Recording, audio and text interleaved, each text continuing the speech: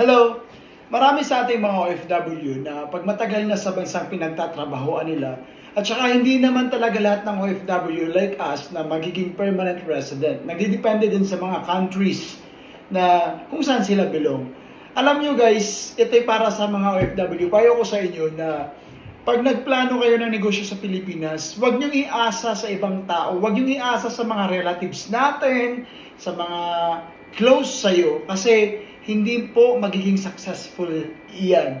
90% sa ating mga OFW ay lulukohin lang ng ating mga kapamilya sa Pilipinas in terms sa mga businesses na ini-establish natin at hinahayaan natin na yung relative natin yung magmamanage nito sa Pilipinas.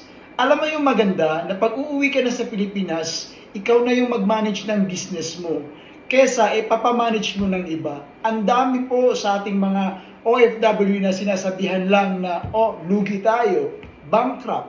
Madaling sabihin ng mga kapamilya natin sa Pilipinas kasi hindi nila pinaghihirapan yan. Pero sa atin, dugot pawis yung pinuhunan. Kaya, I tell you guys, it's proven and tested na pag relative yung gagawin mong katiwala sa negosyo mo sa Pilipinas, hindi talaga aasenso yan.